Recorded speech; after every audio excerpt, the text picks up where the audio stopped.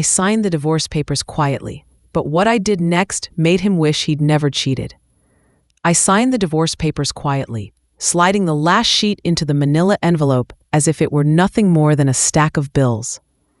My hands didn't shake, not at first, but there was a chill running through me, a slow, creeping heat behind my eyes that felt almost like satisfaction. For years, I had carried the weight of every lie, every excuse, every time I had told myself, "He'll change, he loves me, he wouldn't." And yet here I was, holding the final proof that I had finally stopped hoping. I had woken up that morning, pretending it was just another Thursday. Coffee brewing, soft morning sunlight filtering through the blinds, and the hum of the city outside my window. I smiled at the little things, the way my cat curled against my ankle, the faint smell of fresh laundry, but inside, I was calculating, planning. That's when I realized something terrifying and exhilarating at the same time. I had the power now. I moved like a ghost through the house, my husband asleep in the master bedroom, unaware that today would change everything.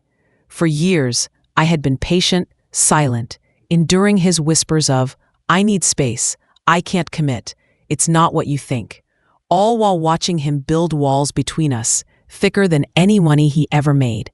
But I had learned his patterns. I had learned the timing, the distractions, the excuses. And now the game had reversed. The divorce papers weren't the only thing I had prepared. Months of research, late-night calls, and anonymous tips had given me access I had never dreamed I would have. His accounts, all of them, the ones he boasted about at every dinner party, the investments he hid, the secret credit cards tucked away with neat little receipts, were mine to freeze. One click, and everything he used to control, manipulate, and gaslight me would grind to a halt. I remember sitting at the kitchen table, staring at the screen, my fingers hovering over the keyboard, feeling the tension build like the tightening strings of a violin. I could almost hear him, arrogant, condescending, convinced I would crumble, laughing as if I was still the woman who would forgive, forget, and wait for another apology. He didn't see the steel behind my calm, the fire simmering beneath my polite nods and soft smiles.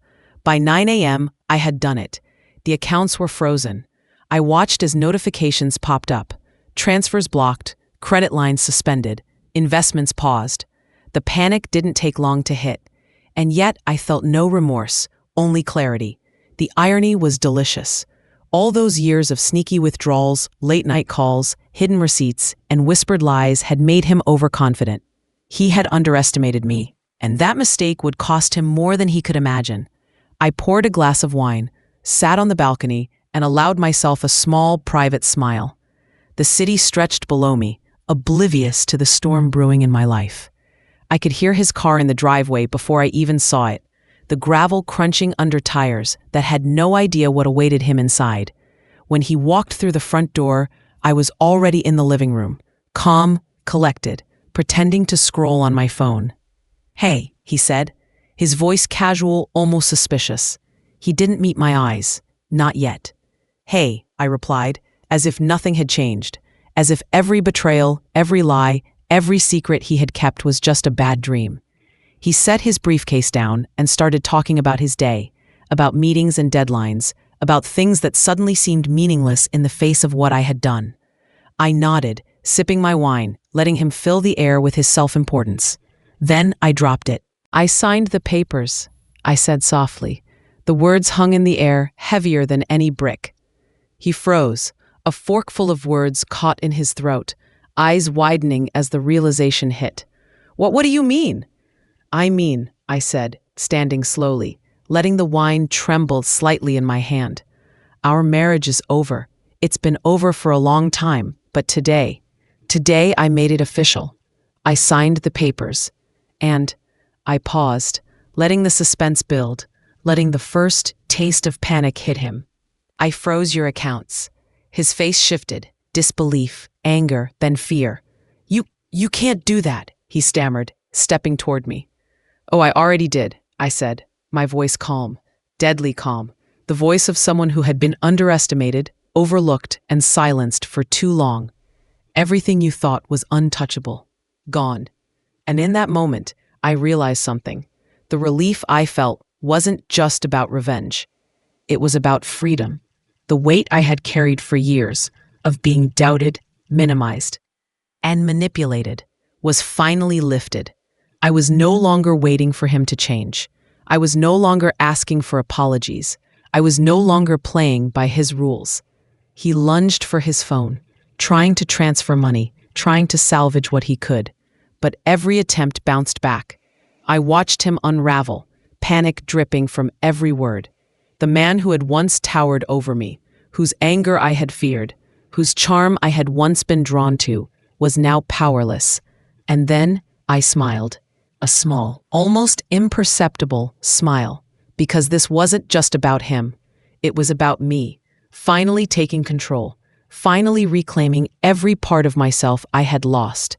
He slammed the kitchen counter with his palm, the sound echoing through the apartment like a warning. "You think this proves something?" His voice cracked, a mix of fury and disbelief. "This doesn't change anything." I let him rant for a moment, listening. Every word, every flailing gesture was like music.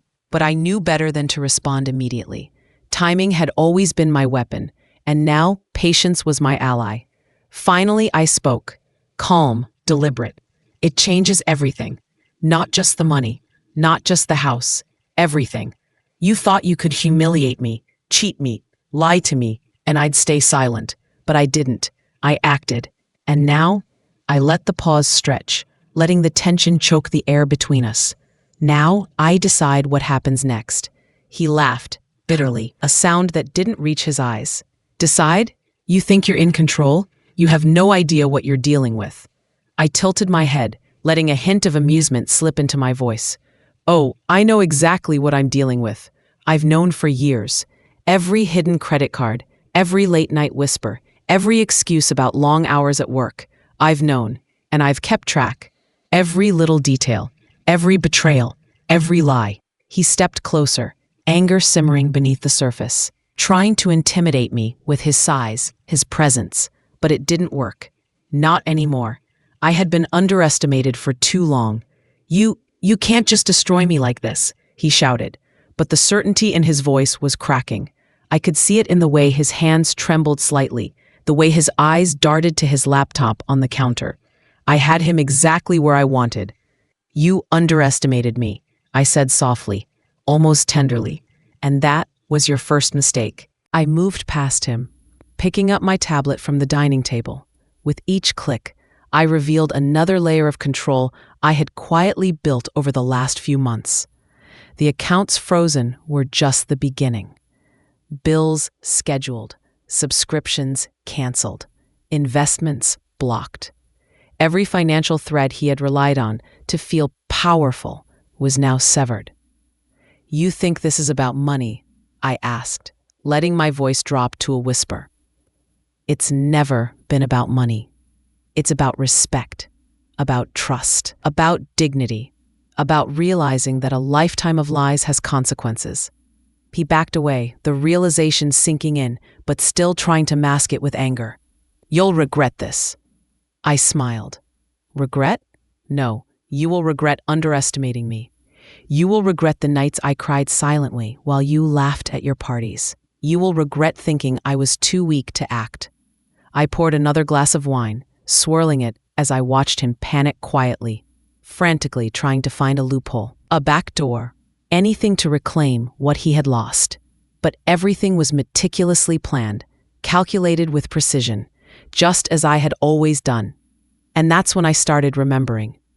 The late nights he spent working, the text messages he thought I wouldn't see, the car rides where he said one thing, but his eyes told another story. Every betrayal became a piece of a puzzle.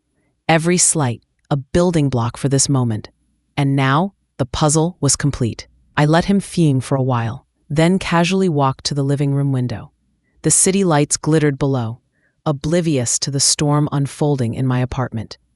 I allowed myself a deep breath. Freedom felt strange at first, heavy, but intoxicating. He finally tried to speak again.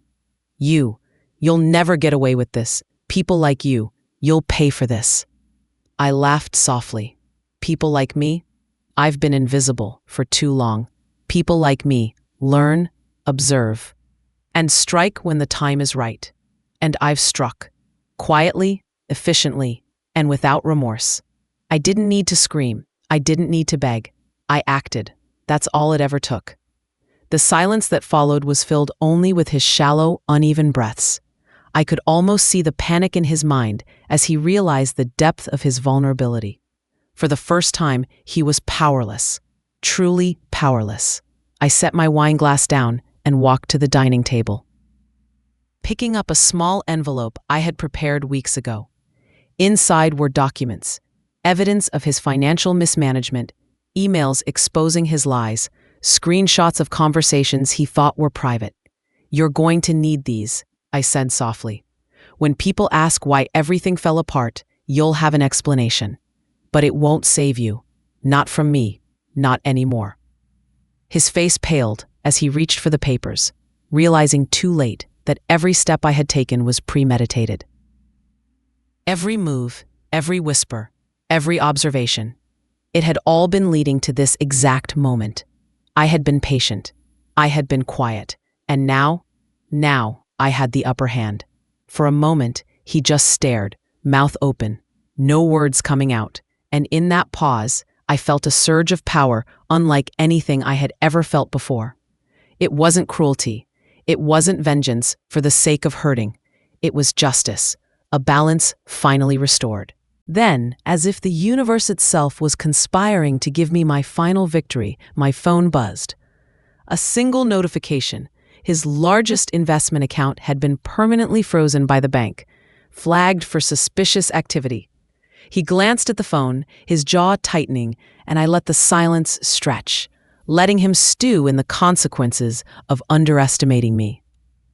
You can't do this alone," he said finally, desperation creeping into his voice. I turned slowly, letting my eyes meet his. "I didn't do it alone," I said. "I did it because I was ready. I did it because I knew how. And I did it because you taught me everything I needed to know. Every lie, every betrayal, every selfish decision, they became my tools. And today, they became my freedom." I could see the shock, the anger, the fear, and even a hint of awe in his eyes. And in that moment, I realized that the woman he had underestimated for years was no longer the same. She was stronger, smarter, untouchable. And as I watched him crumble silently in the apartment we had once shared, I knew, finally, that I had won. Not just the battle of money, not just the battle of control, but the ultimate battle of respect, dignity, and self-worth. I walked past him, opened the door, and stepped out into the world that had seemed so small and suffocating before. The air felt electric, alive, as if the universe was celebrating my liberation. And for the first time in years, I smiled, not just softly, not just privately, but fully, completely, unapologetically. I was free, and nothing, absolutely nothing, could take that away from me. I didn't go straight to my friends, didn't call my mother, didn't even pick up the phone for a few hours. I needed to savor the moment, this quiet, private triumph that no one else could understand. For years, I had lived under his shadow, endured the silent judgments, the manipulations, the subtle digs disguised as jokes. And now, I could finally breathe. But even in that freedom, there was caution. I walked through the apartment, taking in the spaces we had once shared, spaces now tainted by his betrayal, by years of living in a house that felt more like a cage than a home. The living room where we had laughed, argued, cried. The kitchen where he had once held my hand and promised forever while secretly planning to cheat. Every corner held a memory, and yet for the first time, I felt no attachment. Only clarity, only power. I poured another glass of wine, feeling the warmth spread through me as I sat at the window, overlooking the city skyline. The lights shimmered like 1,000 tiny reminders that life goes on, indifferent to personal drama, indifferent to heartbreak. And I realized something profound. I didn't need him anymore. Not for validation, not for comfort, not for survival. He had taught me how to survive without him, without even realizing it. Hours passed. I could hear him pacing behind me, the soft creak of the floors betraying his frustration. Every so often, he muttered to himself, disbelief dripping from every syllable. And in that space, I started planning the next steps. Because freezing his accounts was one thing, but true closure, true liberation required more. I had saved every text, every email, every screenshot of lies and betrayals. Every moment where he had tried to manipulate me. Every time he had gaslit me into doubting my instincts. Every whisper of infidelity. All neatly organized in folders, time-stamped, undeniable. I would use them, eventually, not for revenge in the way he expected, but for justice, for accountability. Then, almost unconsciously, I smiled. The woman who had once felt powerless, who had cried herself to sleep while he snored peacefully beside me, was gone. She had been replaced by someone sharper, more aware. A woman who didn't just react, she acted. Every move had purpose, every step had meaning, and now every breath I took was mine. I could hear him fumbling with his phone, realizing that no matter how clever he thought he was, I had been cleverer. And it thrilled me, not because I wanted to hurt him, but because I finally understood the truth. Control is an illusion, and I had claimed mine. By late afternoon, I decided to leave, not because I was running, but because the apartment, once our shared space, now belonged solely to me. I grabbed my coat and stepped out, locking the door behind me. The city greeted me with its usual chaos, honking cars, people rushing to meetings, strangers laughing. It was ordinary, banal, and yet it felt miraculous. For the first time in years, the ordinary felt extraordinary. I took a long walk, letting the cool air wash over me. With every step, I replayed the events in my mind, savoring the strategy, the precision. The way he had fallen into the trap I had laid so quietly, so patiently. People often think revenge is about cruelty, but it isn't. It's about reclaiming what was stolen, about proving that survival and dignity can coexist with justice. And then, as I passed a small cafe, I saw him, or rather, a reflection of him in the window. Panic, disbelief, shame, all rolled into a man who had once seemed untouchable. I didn't approach. I didn't need to. Seeing the weight of his mistakes reflected back was more satisfying than any confrontation could ever be. That night, I returned home, feeling a strange combination of exhaustion and exhilaration. I poured another glass of wine, sat in the quiet of my apartment, and let my mind wander through the future. Freedom was intoxicating, yes, but it was also terrifying.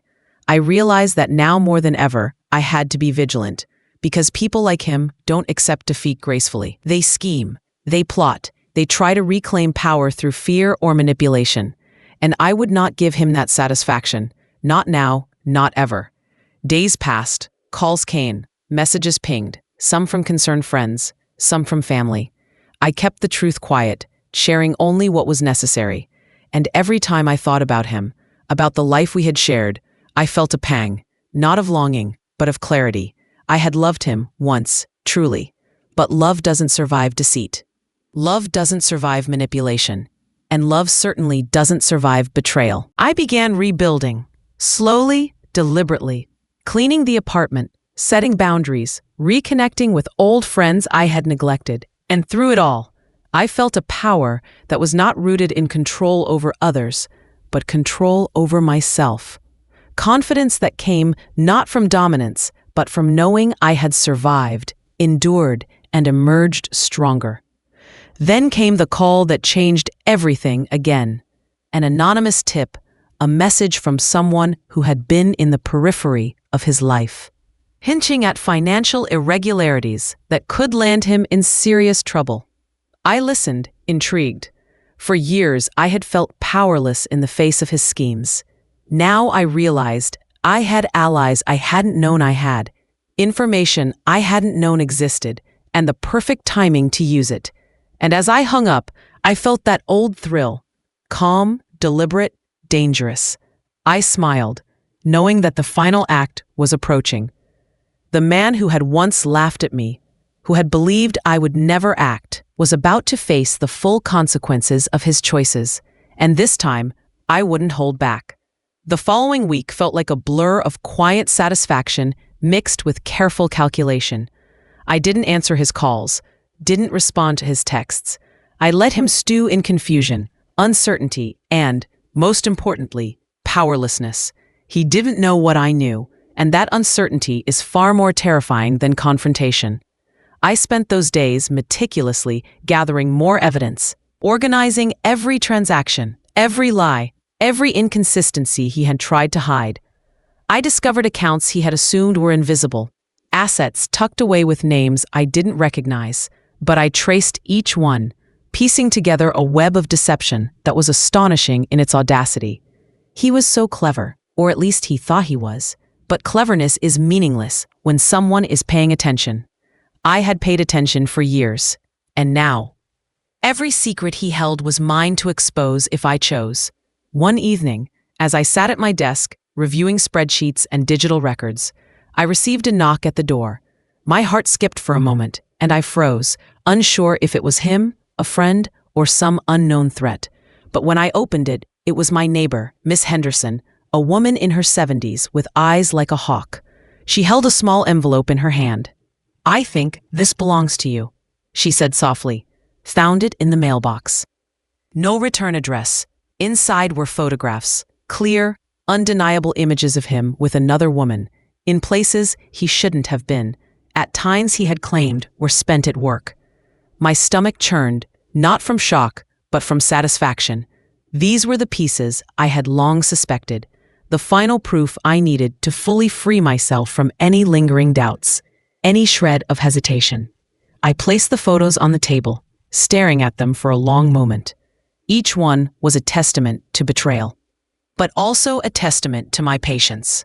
I had waited, observed, and acted at precisely the right time. And now, the truth wasn't just in my mind. It was tangible, undeniable, and ready to be revealed if I wanted. That night, I poured myself a glass of wine and sat by the window, reflecting on the years I had spent feeling trapped, dismissed, and underestimated. I realized something profound. I had survived every manipulation, every lie, every whisper meant to confuse or weaken me, and I had done it quietly, efficiently, without drama, without desperation. I had been underestimated, and that had been my greatest advantage. A week later, I received a call from his accountant. He sounded nervous, flustered, almost desperate. There's an issue with the accounts," he said, voice trembling. "Multiple accounts have been frozen, transfers blocked. The bank flagged unusual activity. Your husband, he's in trouble." I smiled, calm, almost serene. "Yes," I said simply. "That's correct." By then, he was starting to realize the full scope of what had happened. Panic set in. He couldn't access funds, couldn't transfer investments, couldn't pay bills he had long ignored or spent on luxuries he thought I wouldn't notice. Every attempt he made to regain control failed, bouncing back with notifications he didn't understand and warnings he hadn't anticipated. And then came the subtle shift. The man who had once been arrogant, overconfident, and dismissive was beginning to shrink. I could hear it in his voice during the rare calls he dared to make, see it in his eyes when we crossed paths at events where appearances mattered. He had lost his composure, his control, and most importantly, his power over me. I reveled in it, yes, but not in a cruel way. I reveled in it because it was proof of something far more important. I had reclaimed my life. I had regained my dignity. I had proven to myself above all else that I was capable, strong, and resilient. And in that realization, I found something far deeper than satisfaction. I found liberation. But the story didn't end there, because as he unraveled, as I watched him stumble through the consequences of his arrogance and betrayal, I began to understand something crucial. Freedom isn't just about removing someone from your life. It's about taking the lessons they leave behind and using them to build something stronger, something lasting. I started planning for the future, not revenge, not retaliation, but for myself. I reconnected with friends I had neglected. I invested in passions I had abandoned, and I allowed myself to dream in ways I hadn't dared in years. And every time I passed a mirror, every time I looked at my reflection, I saw not the woman he had underestimated, but the woman I had become, strong, unapologetic, and entirely untouchable. Then came the final twist, the moment I had waited for, without even fully realizing it. He reached out, finally, not with anger, not with denial, but with a plea. A small, desperate attempt to regain what he had lost, to manipulate, to negotiate. But it was too late. The accounts were frozen, the evidence undeniable, and I held all the cards. I listened to his words, let them wash over me, and then, calmly, I ended the conversation. "I'm done," I said. "There's nothing left for you here. No control, no influence, no power. Goodbye." And just like that, I closed the chapter completely. No shouting, no crying, no dramatic confrontation, just quiet, efficient closure. The man who had once seemed unstoppable was finally powerless, and I was finally free. As I sat in my apartment that night, wine in hand, city lights sparkling outside my window, I reflected on everything I had endured. The betrayal, the lies, the sleepless nights, the doubts. And I realized something. Strength isn't loud. Power isn't shown through anger or revenge. True power is patience, strategy, and the courage to act when the time is right. And in that moment, I understood fully, completely, that I had acted not out of vengeance, but out of justice. For myself, for my dignity, and for the life I refused to let him destroy. I had signed the papers quietly, frozen the accounts, and reclaimed my life, not with chaos, not with noise, but with precision, strategy, and unshakable resolve. I was free, and nothing, absolutely nothing, could take that away from me. A few days later, I received an unexpected visit. It wasn't him, thankfully, but someone from his inner circle, someone who had clearly been watching, quietly observing the fallout.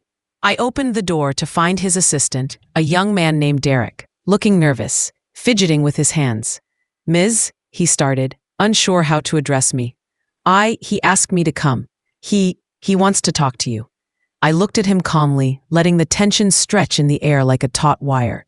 "He wants to talk," I repeated, voice even, measured. "And you thought delivering that message would change anything?"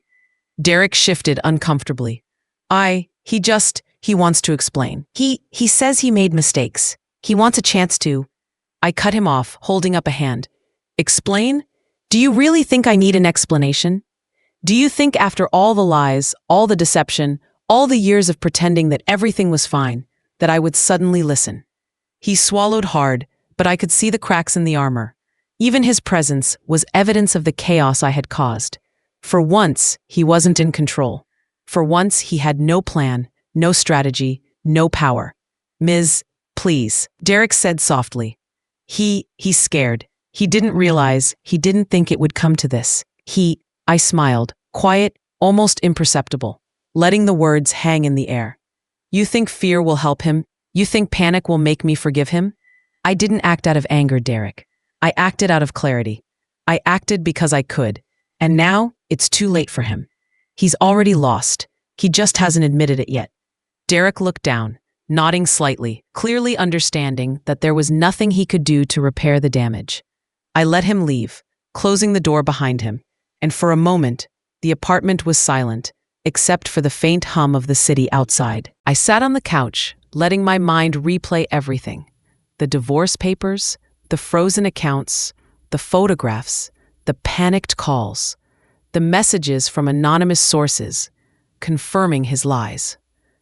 Each piece was a victory, each revelation a step further from the life I had endured. And yet I realized I had only scratched the surface. There were deeper layers, more shadows to uncover, and I intended to see them all. Over the next week, I began reaching out carefully, anonymously, to people he had wronged over the years, clients he had misled, friends he had betrayed, business partners he had cheated. Each interaction was subtle, almost invisible. But the dominoes were starting to fall. Rumors, investigations, quiet whispers behind closed doors. And while he thought he was untouchable, I was quietly dismantling the empire he had built on lies. And then came the moment that changed everything again. I received a call from his mother, Ms. Eloise, the woman who had always viewed me with subtle disdain, who had once criticized me for being too ambitious, too city, too loud. She sounded different now. Worried, cautious, almost pleading. "Darling," she said softly, though the warmth was strained. I don't know how to say this, but he's in trouble. Big trouble. And I thought you should know." I listened carefully, letting her words settle. Her son, the man who had manipulated, lied, and betrayed, was finally facing the consequences of his actions.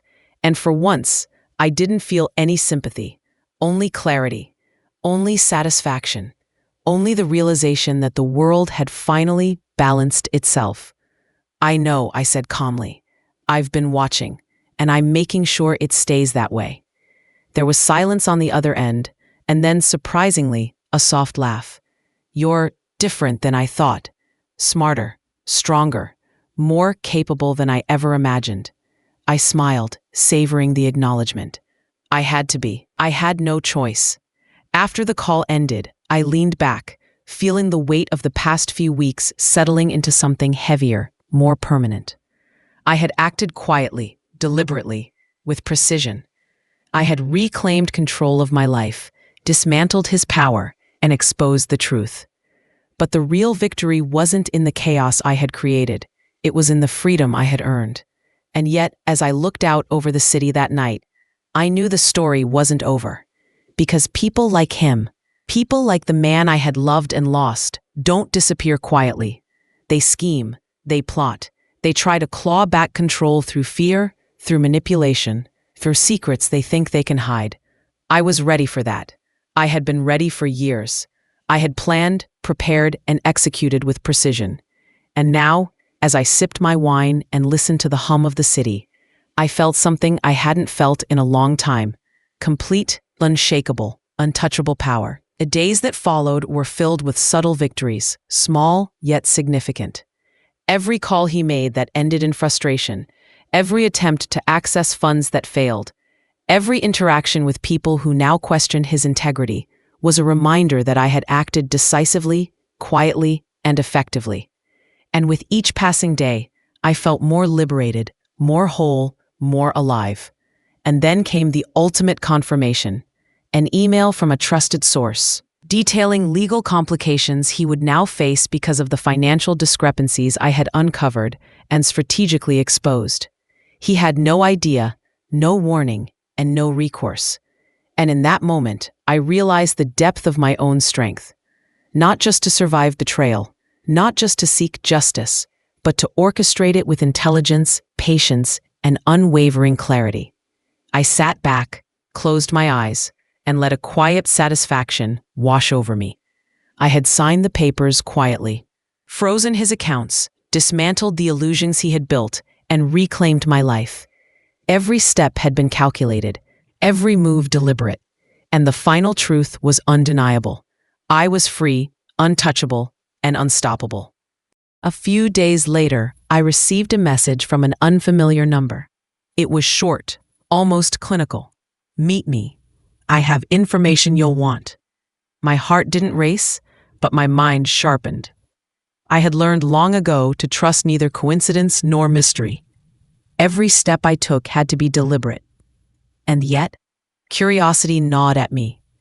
I arrived at the small cafe, a neutral place tucked between apartment buildings, and spotted a man in a gray coat sitting alone. He motioned me over. His eyes were cautious, measuring. I sat, letting him speak first.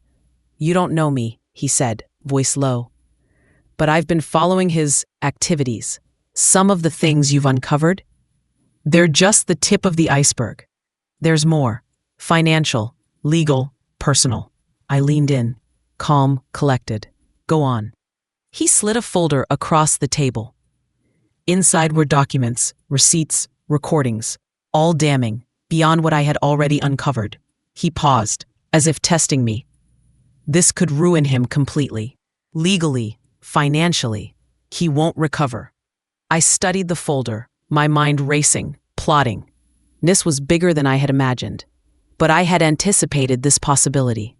Every betrayal, every lie, every hidden account, every manipulation, it had prepared me for this exact moment. "Thank you," I said quietly. "I'll handle it." The man nodded and left, leaving me alone with the power I had amassed. Every detail, every shred of evidence, every hidden truth now sat before me like chess pieces. And I knew exactly how to move. That evening he called. His voice was sharp, tense, dripping with anxiety he could no longer hide. What have you done?" I didn't answer immediately. Silence is the deadliest weapon. He stumbled over words, trying to assert control, trying to intimidate me. But I had learned long ago that he thrived only when I reacted. Tonight, I wouldn't. Finally, I spoke, soft, deliberate, lethal in its calm. "You underestimated me. You always did. And now, everything you thought untouchable is at my mercy. Every secret, every lie, every corner of your life." The line went quiet. Then a whisper, raw, almost pleading. "Please, don't do this. Don't ruin me." I smiled faintly. "It's not about ruin. It's about justice, about balance, about reclaiming what's mine. And I've done it quietly, methodically, without hesitation." Over the next few days, he tried to fight back. Emails, calls, threats. Nothing worked. Every attempt bounced back. Every effort failed. I watched, almost clinically, as the man who had once dominated my life crumbled under the weight of his own choices. And then came the final confrontation. Not in person, not with shouting or screaming, but a simple legal notice delivered to his office. His accounts permanently frozen. Evidence submitted to authorities. Contracts revoked, and the truth laid bare for all who mattered. I watched him read the notice through a mutual friend. Saw his face pale as the reality finally sank in. And for the first time, he realized that I had acted not out of emotion, not out of anger, but with precision, clarity, and inevitability. That night, I poured a glass of wine, sat by the window, and allowed myself a deep breath. The tension, the fear, the constant anxiety, it was gone.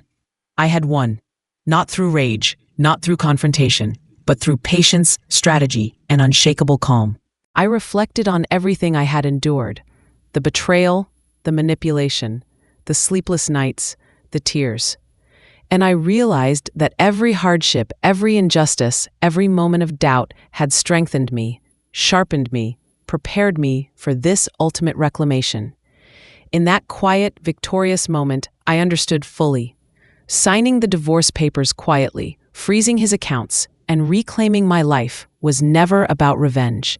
It was about liberation, about proving to myself above all else that no one could undermine my strength, my dignity, or my worth. And as the city lights twinkled below, indifferent to human drama, I knew one thing with absolute certainty. I was free. Free from his lies, free from his control, free to live fully, fiercely, and unapologetically. I set the glass down, feeling the weight of years lift off my shoulders. I was no longer the woman he had underestimated. I was someone stronger, smarter, untouchable, and nothing, not his threats, his lies, or his arrogance could ever take that away. For the first time in years, I slept peacefully, knowing that I had not only survived betrayal, but had turned it into my ultimate triumph. The quiet, deliberate actions I had taken had reshaped my life completely, and I knew this was just the beginning of living fully on my terms, untouched, unshaken, and utterly free. The days that followed were eerily quiet. He stopped calling, stopped trying, and even the whispers of his attempts to regain control seemed to fade into nothing. The man who had once felt untouchable now seemed smaller, diminished, a shadow of the person I had once loved and lost. And I realized something profound. Sometimes the most devastating power isn't loud or violent. It's invisible, methodical, and utterly precise. One evening, I sat in my apartment, the city lights casting a warm glow across the room. My phone buzzed, a message from an unknown number. I hesitated, then opened it. It was a single line: "I see you, and I respect you." No signature, no explanation. But I understood. The man who had spent years trying to undermine me, manipulate me, and dominate me had finally realized he had been outmatched. I smiled quietly, the kind of smile that comes from total understanding, total control. I wasn't gloating. I wasn't angry. I was simply free. Free from fear, free from manipulation, free from the invisible chains that had bound me for so long. That night, I walked through the city streets, the cool air brushing against my skin. I passed couples, families, and friends laughing together, oblivious to the battles that had been fought in silence, the invisible wars waged behind closed doors. And for the first time in years, I felt peace, not just relief, but true, unshakable peace. I thought about the lessons I had learned. Patience is more powerful than rage, observation stronger than reaction, and quiet, deliberate action more effective than chaos. I thought about the woman I had been, the one who doubted herself, who questioned her worth, who stayed silent in the face of betrayal, and I realized how far I had come. The next morning, I woke up early, sunlight spilling across the floor. I made coffee, poured it into my favorite mug, and sat by the window, looking out at the city that now felt entirely mine. I wasn't looking for revenge anymore. That part of the story had ended. What remained was living, fully, unapologetically, fiercely. I remembered every little detail, the first time I suspected betrayal, the long nights piecing together evidence, the quiet moment I signed the divorce papers, the thrill of freezing accounts, the careful orchestration of each step that led to his unraveling. Each memory was a reminder of my strength, my intelligence, and my resilience.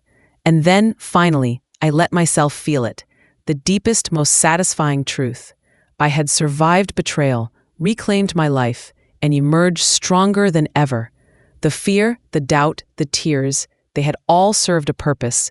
They had forged me into someone who could face anything, who could act decisively when it mattered most, who could reclaim what was hers without losing herself in the process. I poured another cup of coffee, sipped it slowly, and looked out at the horizon. The world felt expansive, full of possibility, no longer a cage defined by someone else's lies. I had learned to trust my instincts, to act with precision, and to recognize my own power. And now I understood something crucial. True freedom isn't loud. It isn't about revenge or punishment. It's about reclaiming your life, quietly, deliberately, and fully. I leaned back in my chair, the warm sunlight on my face, and whispered to myself, I am free, I am strong, I am unstoppable. And for the first time in what felt like a lifetime, I truly believed it. The past was behind me. The betrayal had been endured. The consequences had been faced. And I was no longer defined by the choices of someone else. I was defined by my own strength, my own courage, and my own unshakable resolve. As the city continued to hum around me, oblivious to the storm that had passed within these walls, I smiled. Not softly, not quietly, but fully, unapologetically. I had acted, I had reclaimed, I had survived. And in doing so, I had discovered the most powerful truth of all. The only person who can ever truly control your life is you. I took a deep breath, standing tall by the window, looking out at the endless possibilities that awaited. The world was mine again, and I would never let anyone take that away. The silence of the apartment was no longer heavy. It was alive, full of promise, a reminder that every quiet action, every careful step, and every ounce of patience had led to this moment. My life was mine. My freedom was absolute, and nothing, not betrayal, not lies, not deceit, could ever change that. I smiled one last time, feeling the weight of years lift completely. The storm had passed, the battle was over, and I was finally, completely free.